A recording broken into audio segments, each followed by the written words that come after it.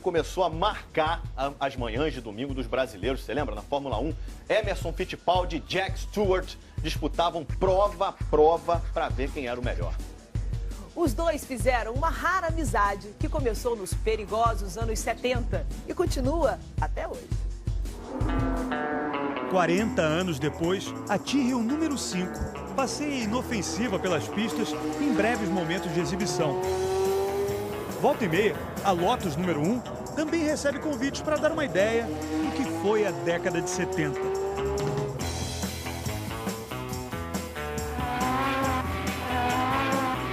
Tempos em que aquelas máquinas eram bem mais agressivas e perigosas.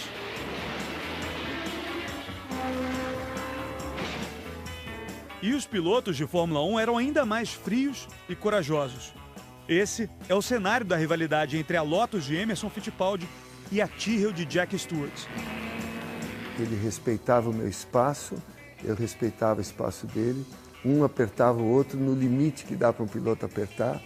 Então era uma disputa muito leal com o Jack. O esporte era tão perigoso que a gente precisava se respeitar. Havia alguns pilotos, sem nomes, que não eram tão legais de encontrar na pista, mas o Emerson era perfeito. Acima da rivalidade havia a amizade, isso sem falar na idolatria. Emerson Fittipaldi estreou na Fórmula 1 no meio da temporada de 1970.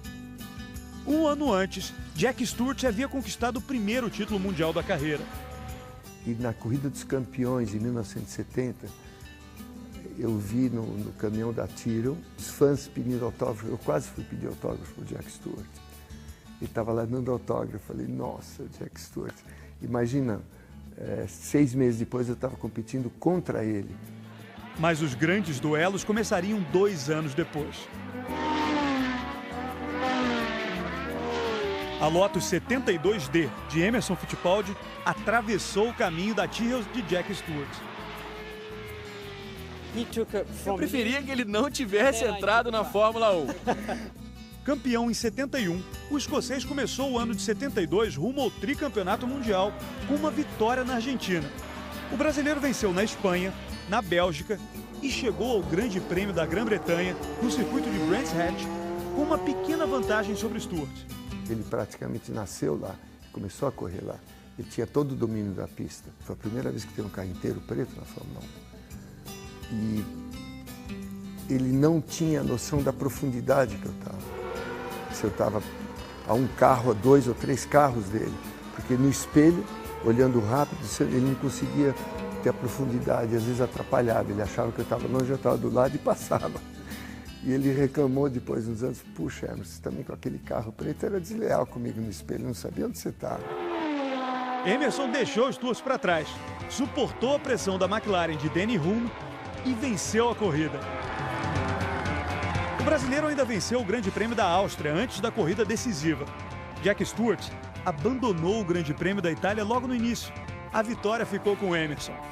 Aos 25 anos de idade, ele virava o mais jovem campeão mundial de Fórmula 1 até então. É o Brasil ganhando o Campeonato Mundial de Automobilismo. Venceu Emerson Fittipaldi. O título mundial de 72 aqui no circuito de Monza, com 3 corridas de antecedência, parecia o início de uma nova era na Fórmula 1. O jovem Emerson Fittipaldi representava o futuro e o veterano Jack Stewart representava o passado. Mas o escocês ainda iria dar muito trabalho ao brasileiro.